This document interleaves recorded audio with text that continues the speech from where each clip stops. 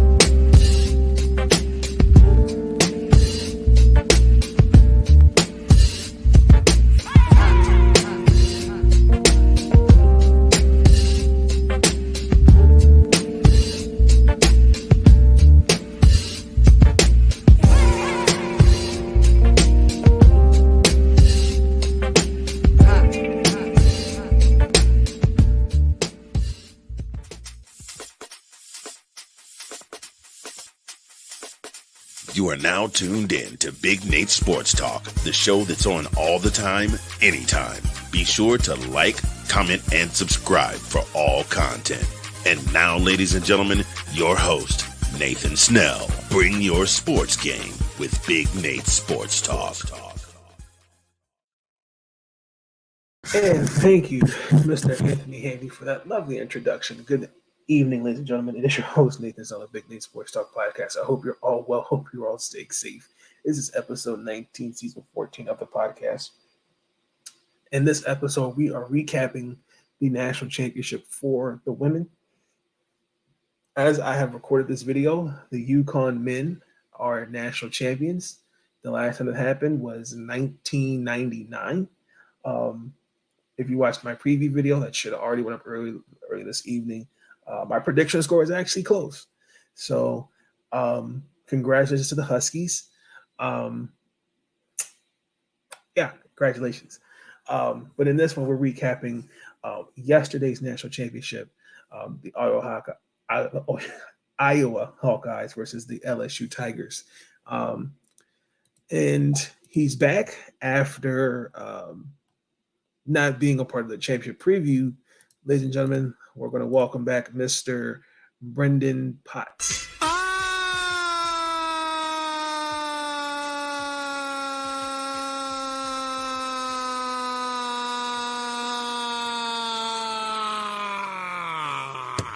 Woo!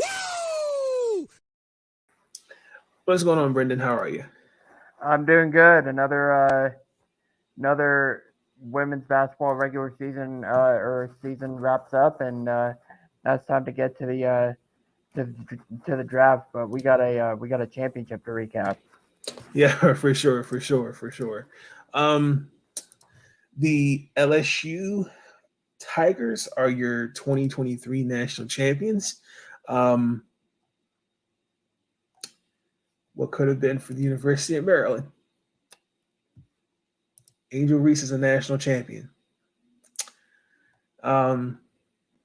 Relationship with your children. My God. I have to painfully live with that. I'm happy for them. I'm happy for her. I'm gonna get your thoughts on the game.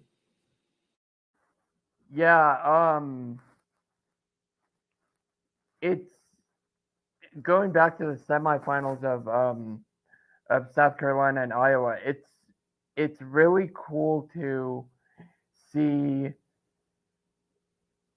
the South Carolina Iowa game was supposed to be an offensive versus defensive battle, when it was really a defensive battle the whole way. And this was kind of and nobody expected that. And you could see the same thing with LSU and Iowa. And this was supposed to be a relatively defensive battle.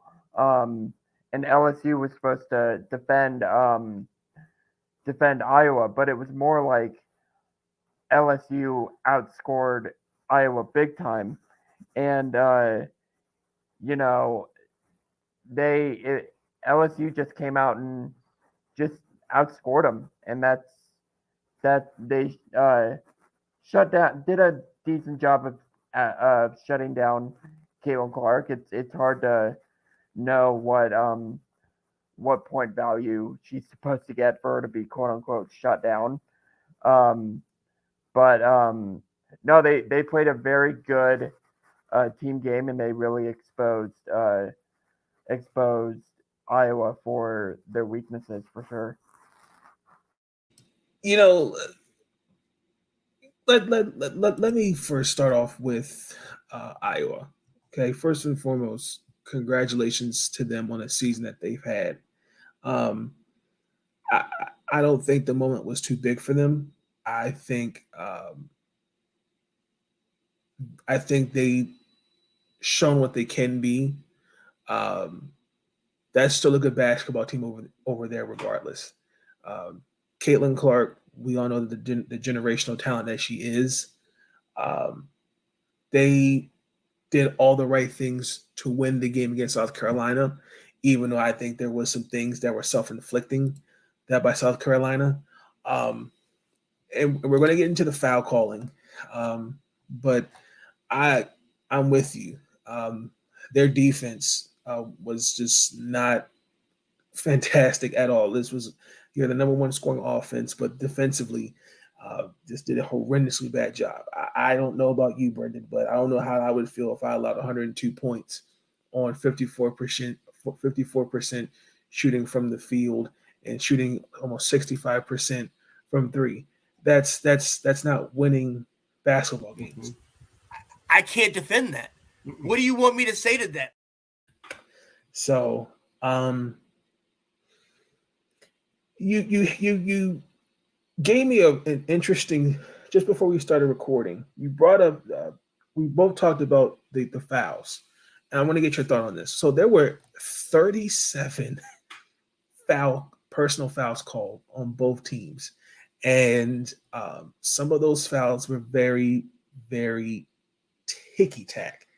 And for me, and they have normalized this bullshit. Give me your thoughts on the officiating. Yeah, so for anybody who isn't aware, those were Pac-12 refs who ref the championship game, and as a fan and a student actually of a school in the Pac-12, and I religiously watch a Pac-12 women's basketball team. These kind of refs drive me crazy. So it just makes me wonder why they would put these referees in a championship game. And it's predictable for Pac-12 fans to see these foul calls and be like, oh, okay, yeah, they're Pac-12 refs. We don't like it, but it's predictable because it happens every year. And so that's what went into these foul calls. And like breaking it down, like if you hit or if you call fouls on hand checks, then call a foul on every time that Caitlin Clark does it, because that's what she does. Like she hand checks every time before she does her signature move, and they don't do it, and they're calling this game unfair. And in any game, yeah, you just shrug it off and be like, okay, that's fine. We'll move on to the next game. This is the biggest game of the season. Like, not exaggerating it either. This is the biggest game of the season, and for the seniors, it's the biggest. It's their last game, and for some or most, it's the biggest game of their lives, and it just for it to be decided that way. Don't get me wrong. LSU won this game. They won this game by their shooting and by their defense. but they had a good amount of help from the refs. And the thing, I don't know if we were gonna talk about this later, but the just bullshit tech on Caitlin Clark for throwing the ball like don't and giving her a fourth personal foul or I believe at the end of the third quarter. Why would you do that in this big of a stage? It's just an insult to call it not even women's college basketball, to college basketball itself, and it just pisses me off as a fan. And I had no dog in the race, and I was pissed off. I couldn't imagine what an Iowa fan would feel like if this game, or since this game was called so poorly. Now, I have a follow-up question. You mentioned that the referees that called this game were Pac-12. When did you begin to suspect they were Pac-12 officials? This morning. I was talking with some other fans of ours at WSU, and we were like, these are the refs that ref our games, and we started to like nitpick who they were and what games they ref and or what games they've refereed in the past, and some of the bullshit calls they've called in against us and other Pac-12 teams, and it's just a whole I don't want to say movement, but it's just a whole thing that and it's just so frustrating that this big a game they have those kind of refs, and it's just unfortunate. And they have normalized this bullshit. Wow, that's interesting. Thank you for sharing that. I knew I've learned this again. I'm gonna reiterate what I said in episode. I've said this in many episodes now. Fouls should never be the reason you lose the game. The referees dictated the pace of this game with their calls. I thought that was some of those calls are very questionable. I didn't like them. But look, you have to give it up to their defense. I don't think officiating was the reason LSU won the game. They were just a better team. I mean, you talked about the tech Caitlin Clark got, which I thought was completely BS. Kim Mulkey should have got a tech for getting off the bench. Yeah, that's the other thing is why are you can see this game is completely one-sided towards LSU when she bumps into the refs, and then she's coaching on the court. She's on the court, the hardwood that the same players go while staying in bounds, and she's allowed to coach on that same hardwood. That's the other thing is that you brought up. I'm glad you brought that up. Now, if I remember, because we can watch if you've signed up for the media hub for the tournament to watch the post games, because they always record it. Coach Bluter had mentioned in a press, Caitlin got the tech because she didn't inbound the ball fast enough, which I really don't think you should. You can't call that in a championship game. She did say that in the post presser. That's the reason why she got the tech, because she didn't inbound the ball fast enough. When they asked, she didn't pass the ball towards the nearest official after the whistle was blown. I don't. Again, I don't. That was just a bad tech, and I would not have called that. So, I just want to put that out there. I think my face explains it all. I mean, That's the stupidest thing I've ever heard. That's what she said in the post presser. That's the stupidest thing I've ever heard. Hey, look, I don't agree with it neither, but you can't call that, and I agree. That was a poor tech. and she should not have gotten that. Caitlin did finish the game with 30 points. She was 9 of 22 on shooting. Um, they drew her into 2 offensive fouls, and they were physical with her. Alexis Morris, I definitely think did a good job defending her, making hard for her to get open looks. Deja Williams, Floje, Poole, Angel Reese. I mean, their bread and butter is defense, and it showed. So, what did you think of the defense side of LSU? Yeah, they played. They no matter how good or bad the refs were, they got the star players into foul trouble, and that's what you need to do when you want to win this type of a game and you want to beat them as bad as you did. But they locked up Caitlin Clark. They did what they were supposed to do. They changed the game plan for Caitlin Clark, and they isolated her as much as they could, and she got some shots up that she's gonna make, because I don't know if you know, but she's good.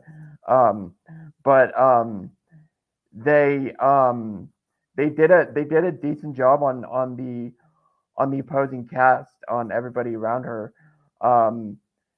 McKenna Warnock, they locked her up, and then Sonano, she fouled. I believe she fouled out. But the post game did a pretty decent job on her. But the game plan is to lock down Caitlin Clark and not make her score 40 or 50. And I mean, they held her under 40. So Yeah, I mean, again, give them credit. They did all the right things, but also too, listen, I give Kim Mulkey credit. I know that the backlash that she's gotten over with the whole with since Brittany Griner was wrongly detained in Russia to when she's came home. Yes, there was a podcast that she was a part of. I think it was last summer. She did give comments, but since then publicly hadn't made comments about Brittany bringing her coming home. It would have been nice if she had made some type of statement. Then since the podcast, but she kind of remained crickets. We can talk about all those things, but let's keep it real. Let's just be honest. Let's be real honest for a second. This was the second year of her coaching season at LSU. She made it clear, be patient, and she told the fans it was a goal to put a banner, and it's their first one in history. And Angel Reese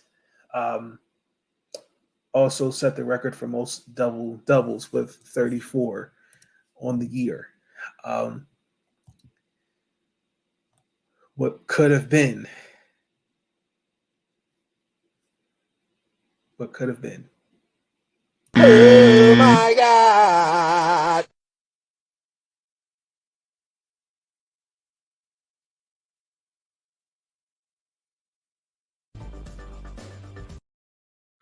Are there any other takeaways that you saw in this game that you liked and you didn't like? well, I think this is we all envision what a team or a championship team will look like in the era of NIL and the transfer portal and all that stuff, with all that being a reality right now. And LSU is a great example. All of those players transferred from one place or another, whether it was Maryland or another place out there, to get a championship team. And one of those teams was I believe, I can't remember what player it was, but one of those players used to play for Kim Mulkey at Baylor. And then, Alexis Morris. Yeah, Alexis Morris. And then she was kicked off for some unknown reason, and then she went to Texas Tech, I believe, before she came back to LSU. So um, all of these players, except the freshmen, transferred at one point or another to LSU, and this is what the transfer portal can get you if you form a good enough team. So this is a new formality that people need to adjust to, and teams need to adjust to. Whether you build through recruiting or build through the transfer portal, but this is an example of what building through the transfer portal can do. And I agree. Her recruiting class next year is actually pretty solid. I'm not going to lie, and could also too potentially get Ashley Owusu, because Virginia Tech, Kenny Brooks, man, I have some serious questions for him because Ashley Owusu did not even get any love at all, not even any playing time. What the hell are you doing? What the hell are you doing? She got love from Angel Reese though. Yeah, but and I'm cool with that because they were at Maryland, but it's just something about the Kenny Brooks did not play her, and when you have your teammates, not to get off topic, but when you have your teammates on social media going, well, ask LSU's bench, the hell are you talking about? And then when her dad gets involved on social media, that there's a lot to the story we don't know about.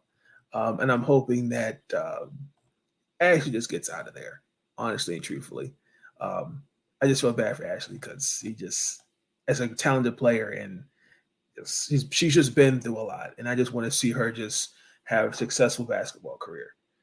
Um, I also too really want to give LSU's bench some love. The bench really stepped up, particularly when injuries got into foul trouble. Uh, particularly Carson. She was 5 of 5. She gave me a good 21 points off the bench. Um, that's what you want from your bench, especially when you go into foul trouble. Um, Offensively, Iowa had no answers. They just attacked from the paint, from three. Does not matter. But this is where this is growing pains. I predict Iowa will get back here next season. I think they'll be one of 4 teams. I think they'll be in the Final Four again, maybe the Elite Eight. But this is where you learn and you grow from it. Like let's just keep it real for now.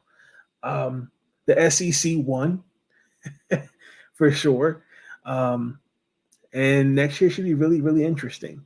So that's pretty much my notes what I took away from the game. Other than I wish them all the best going forward. Like I said, this was a great basketball game. Both teams played that. Both teams had a great season, respectively. And I think they're going to come back with a vengeance. I think the only one they'll lose next year, after this year, I think Sonano is a senior. So, I mean, that's the last time when she fouled out, she had 13 points, gave me good 6 rebounds. But you're still next year going to have Caitlin Clark, Gabby Marshall, Kate Martin, Hannah Solke. And I'm really curious to see what Coach Bluder is going to get in the transfer portal and recruiting. So my hat's off to both teams. I'm for Iowa. I'm interested to see what how they replace Sonano for sure. I think that's going to be the key to them getting back. I think they're going to be at least in the Elite Eight for sure. But I'm interested to see how they replace Sonano. A name that I'm very interested to see if this pops up, and to keep an eye on is their recruit Ava Jones. She was paralyzed after an accident this last year, and she couldn't play this year. Iowa's still fulfilling their scholarship as they should. And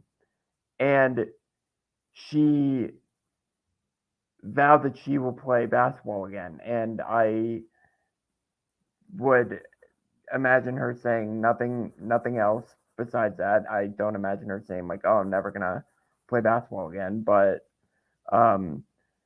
it'll be interesting to see where she is in her recovery by November of this year, or when we start back up for her sophomore year.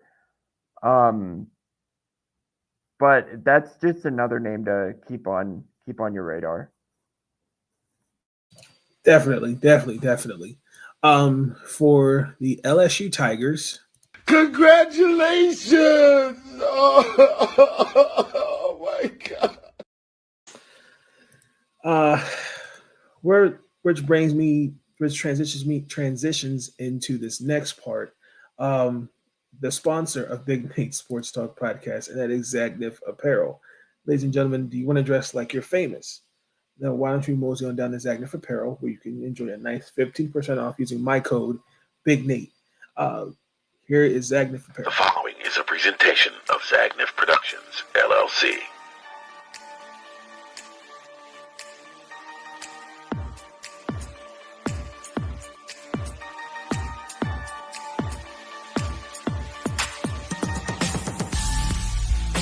Introducing Zagnif Apparel. Our comfortable line of leisure wear and athletic wear will have you comfortable and stylish at any occasion. Whether you're at the gym, out shopping, or just relaxing at home. Whether you're an athlete or just want to lay around the house, we've got the perfect outfit for you. Stop by our website today and pick up your favorite pieces.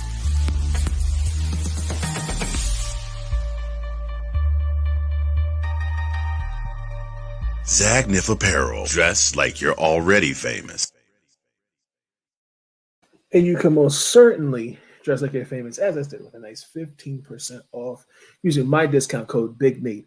Thank you for Zagnif Apparel for being a sponsor of Big Nate Sports Talk.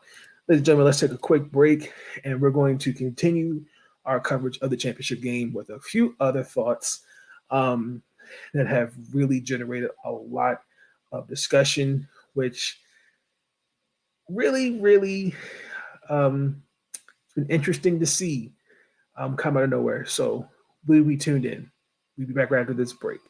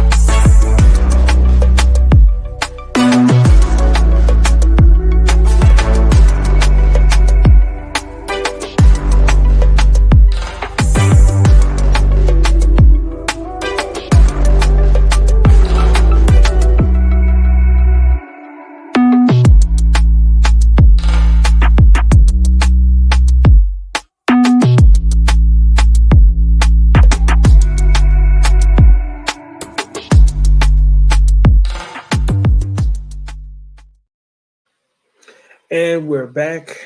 We're going to continue with our breakdown of the game.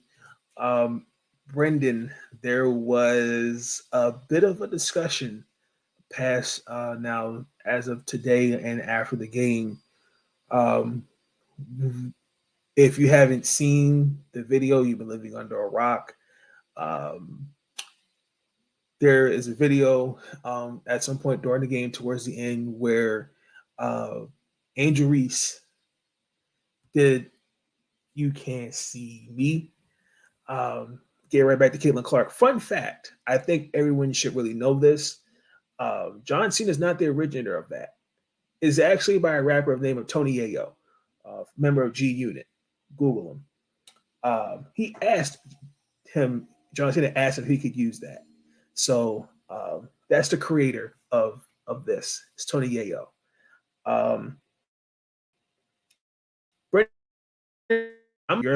Did you have an issue with what what Ashley did? Actually, And no. that I when I saw that live, I was like, "Oh wow, that's a choice." And then I saw it back, and I'm like, "Actually, that's a badass choice." And I just thought that was a badass move by Angel Reese, and it was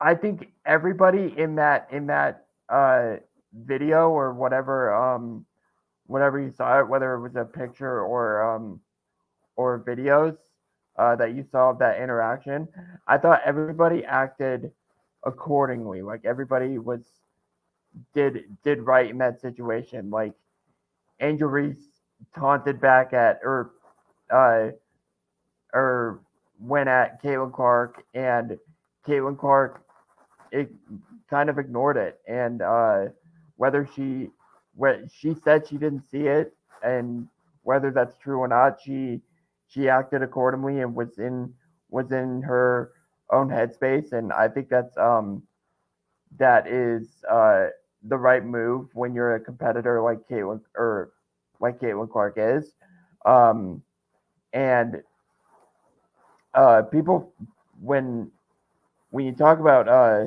Angel Reese, the connection between Angel Reese and Caitlin Clark, people forget that.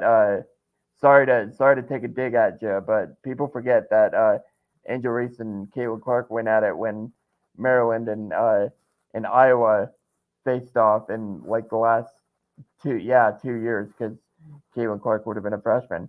But no, that was I think that was the right move. I just don't like the criticism that Angel Reese gets, because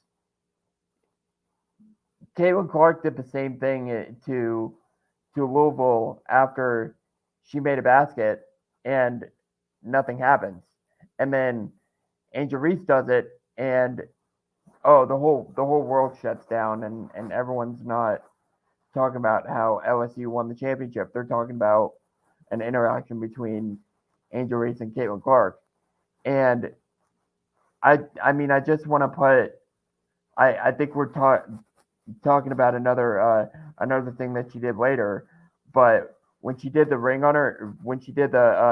pretend ring on her finger, she did that twice during at least twice that I saw during the entire tournament. One of them was the championship game.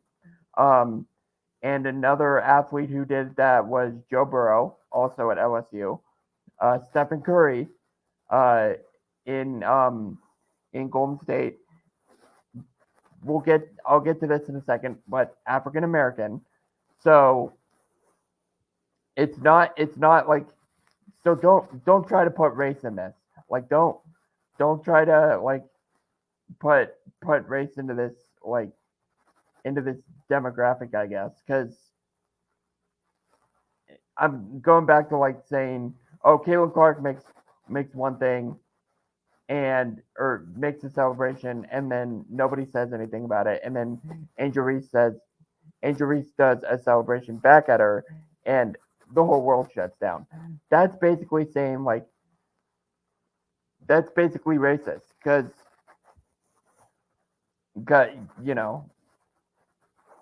So I just hate when race is brought into this, because that shouldn't be the case. And I thought it was a badass move, and I approved of all of that interaction. I approved of all of it. Well, my 2 cents on this. That I have an issue with what Angel Reese did. No. I'm going to give Brendan already gave the context. This goes back to when she was at Maryland, Angel Reese. I think what you saw yesterday was a distinction of how the white athlete and the black athletes are covered. We never sat there, and Brendan already said it. I didn't see one outrage tweet of Caitlyn doing this, doing that. It got the attention of John Cena. It's nice. It got the, oh, that's a superstar. That's great for the game. Angel Reese, who has been criticized the whole season for some things, the things I think is petty, but I think those trying to find things to just write a story about. I mean, let's be honest. If Iowa won this game, are we having this conversation? No, we're not. No, we're probably having a conversation about how Angel Reese is crying on the court after her season's over, just like we would have if Aaliyah Boston had been crying, just like Aaliyah Boston was 2 years ago. That's exactly what would have happened. Absolutely. So, when you have those who never played, I could tell never participated in sports or played, when you have guys, Keith Olbermann and others who make the comments that they did, I thought it was completely flat. I thought it was completely disgusting. Trash talking is a part of the game. For on the men's side, we never sit there and say, "Oh my gosh, that's classless." We say that's part of the game. If you can't take the heat, get out the kitchen. The hit dog go holla. Like at the end of the day, like you're up 15 points against Louisville, if I remember the score correctly, and this was your response. And in the same breath, you also told Haley Van Lith, "Shut up, you're up 15 points." Is that not classless? With Haley Van Lith allegedly calling Sonia Morris, calling her a bitch, is that not excessive to the point where at layup line, Sonia Morris got in her face and said, "Call me a bitch and see what happens," and she got flack for that. But it's just interesting to just kind of see that the distinction of how the covers on the athletes are, and it's kind of once again showing, particularly for the women's game, we're dictating what they can and can't say and can't do, and it's just atrocious to me. I'm glad you brought up trash talking, because another reason this pisses me off is because when Caitlin Clark does this, it's trash talk. She's a competitor. She, by the way, up 15 points against Louisville, or up 15 or 16 in a game that's decided, even though the clock's not reaching zero. That's the only time she's going to do that. And I just wanted to bring that up because Caitlin Clark is not the person to flack unless she knows she can. So that's the only time she's going to do that. But you bring up trash talking, and I'm glad you said that phrase, because Caitlin Clark does it. It's trash talking. She's a competitor. She has the right to trash talk, all that stuff. When Angel Reese does it, it's taunting, and that's another reason I am against the flack that this is getting in that sense. So I'm glad you brought that up. I think the moral story for me, and I saw it on Twitter, I can't remember who said it, but let these women compete. Just let them compete. I mean, we're taken away from the success that both teams had this year over this. Like think about that. Like that's overshadowed over both the success of both teams. And I got a couple clips that I'm going to play for you. One I'm going to harper back on. I played in episode 17. I think it's really interesting, but I'm leaving that in the description. But this one really, really hits the icing on the cake and puts everything into true perspective. So many people right now are throwing so much unnecessary hate and vitriol towards Angel Reese because of the ring me gesture and then the "you can't see me" move that Caitlyn did a couple weeks ago. It's really trifling. First comment from Jose saying, "This is classless. Angel Reese is only 20, so she's still young, but taunting Caitlin Clark like this shows a pure lack of class." Win with class, lose with class, play with class. Clark's mom and dad can be proud that her daughter ignored the taunting. They raised her right. Wow. Then look at this from this individual. Didn't Angel Reese score like 2 points? Girl looks like a 12-year-old coming out of the mall with her friends after a fresh nail polish. Yikes. There's so much wrong there. And also she had a double-double. So she was very impactful. This one from Danny. What a classless move by Angel Reese, doing way too much to taunt Clark. Okay. Here's a tweet from Keith. Doesn't matter the gender, the sport, the background. You're seconds away from a championship. You do something like this and overshadow all the good. Mindless, classless. And what kind of coach does this team have? Yo. And this was the first tweet that Keith had saying, what a effing idiot. This is from another individual calling Angel a classless piece of unbelievable. Now let's see how people reacted to Caitlin doing this know what that means. At Haley Van Lith. These were the comments, or some of them, after Caitlin Clark did the gesture to Haley Van Lith. Caitlin Clark put on a show. Can't wait to see the next game. She's in a different mode right now. She got that dog in her. A 40-point triple-double in regulation is insane. I want to see Louisville win, but her game is undeniable. Or they just laugh at the move. I don't know what that means.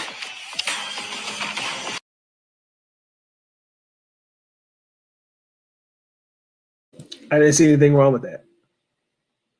Did you? No, and this is what we talked about. This is exactly what we talked about, you know. And I did want to bring up that I can't remember who said it, but I'm guaranteed someone said like, what a bunch of kids acting like, or they're acting like kids. They're childish. All of these antics are childish. They are kids. They are. That's what they are. They are kids and young adults. And they are in a new experience of living on their own and going to college, and they still compete at the highest level. And in LSU's case, they win at the highest level.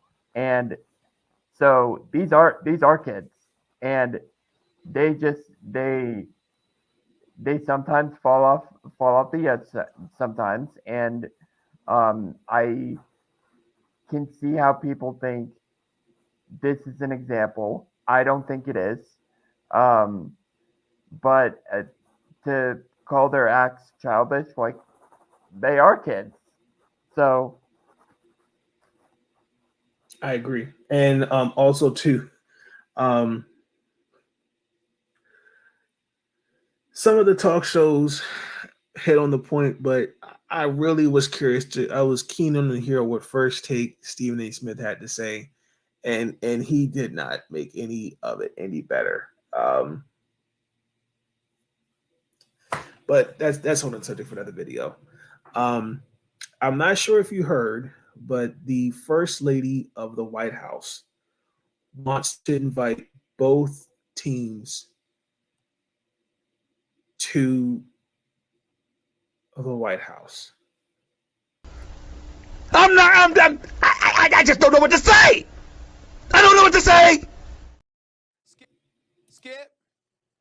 Good Lord, thank the good Lord I am on FCC Airwaves. I thank the good Lord. It's hard to take, man. I don't understand it. You let me know where in the history of sports, men or women's sports, does not matter, where you've had both teams that competed for a championship were invited to the White House. No, nothing, nowhere. And to react to this, I want to congratulate the University of Connecticut women, and I want to also congratulate the University of Arizona women, and I want to congratulate the University of Iowa, their women's team, because if I was being invited, invite the last two. Come on, like, this is ridiculous. Like, this since when do participation trophies. This is the adult. You said young adults when I brought up children. This is the young adults version of participation trophy, and I thought we were discontinuing the narrative of the participation trophy. I thought we were discontinuing. This only enforces it, and that's not the goal here. So yeah.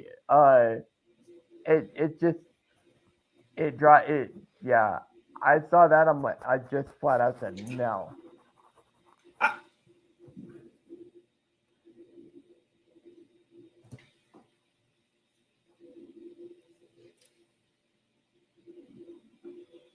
I just want to know the idea behind. I know why.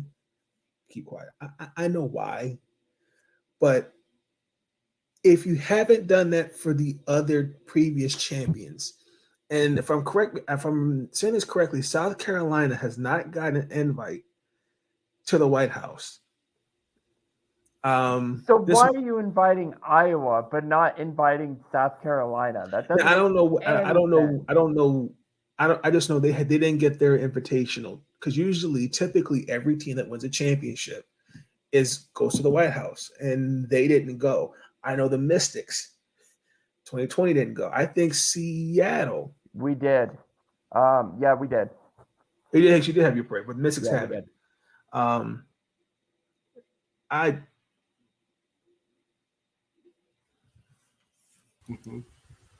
can't defend that.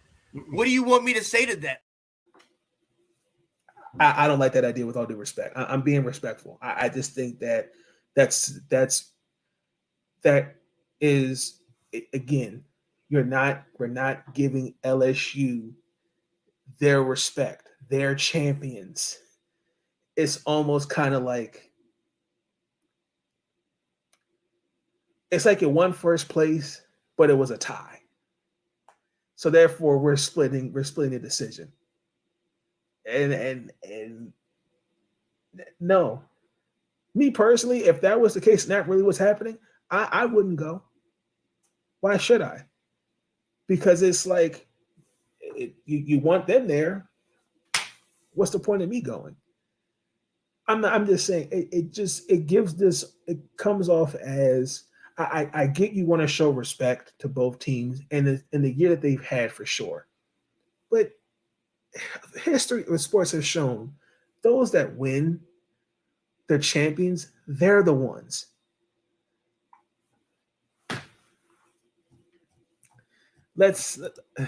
Any final thoughts before we go to the final message? No, that's it. That's it. Just flat out no. Final message. Incoming message. Thoughts are running through my mind. Someone took some time to find a minute or two to organize them. The final message. What was just give a couple minutes. What was your favorite moment of this collegiate season for women's basketball? I gotta support my team in WSU, and my favorite moment was the Pac-12 championship and getting to be there, getting to be on the floor, and getting to go to the game, but also celebrate with the team, but my friends, and I got to interact with about half of the team and a couple of the coaches, and just relish in being a champion of I believe the best conference in the nation. I think you said the last time I said that the SEC might have something to say about that. They do. Yeah, just that moment in that game, and how big of a thing that was for our program, was just so cool to be a part of. And I that was probably my my favorite moment of the women's college basketball season.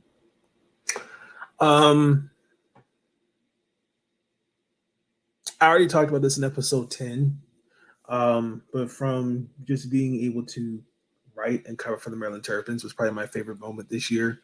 But also to being able to ask Brenda Freeze a question on the national level.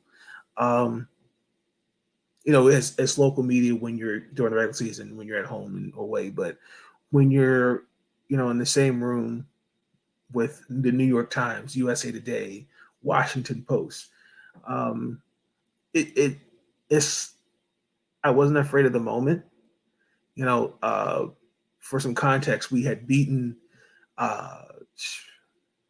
Notre Dame to get to the Elite Eight, and it was Lavender Briggs, Diamond Miller, and Cheyenne Sellers, and they only asked Lavender Briggs one question, and I had my hand up, and it bothered me because it was like, is she a ghost? Like, damn, can we give Lavender some love? So in the next day, I was like, no, I'm going to ask some questions, and I asked Brenda, what Lavender worked her way back from injury last year. She was a part of the team but couldn't play, and then just see what she's just done for this year.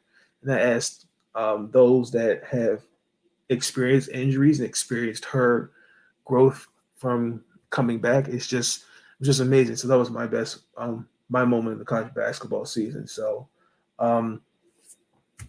we put a Christmas bow on this. This was fun. College basketball is over.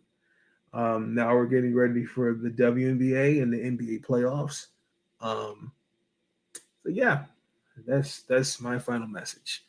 Thank you, Brendan, for joining me on this episode. This was great. But I'm going to need a couple days because what could have been. What could have been, and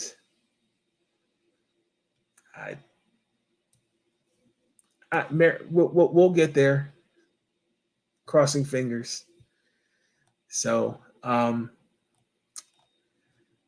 congratulations to the LSU Tigers on a successful year, and also to really quick shout out to Marie Taylor. There was a situation with the security wouldn't allow Simone Augustus to get through, and I'm glad that got resolved. But that's an LSU legend, and y'all don't know who she is. I really would like to question that. So, and I'm also going to leave in the description something that Ariel Chambers mentioned after the South Carolina loss.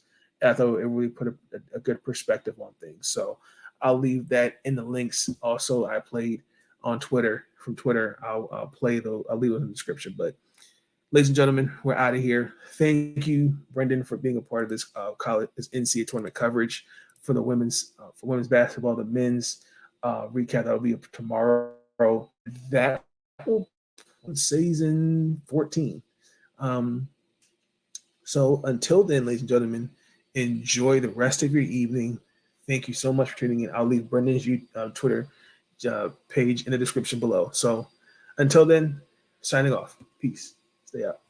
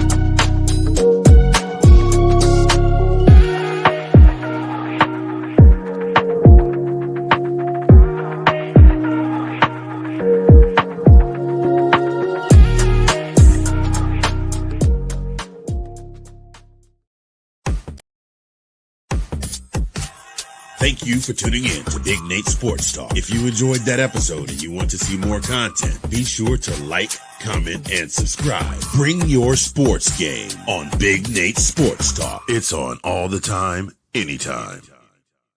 I want to thank you. I want to thank you, yeah. I want to thank you. Ooh. For all the times you put up with me. Thank you. And you helped me retain my sanity. Thank you. I want to thank you. And I want to thank you. All I want to do is say thank you for everything you do.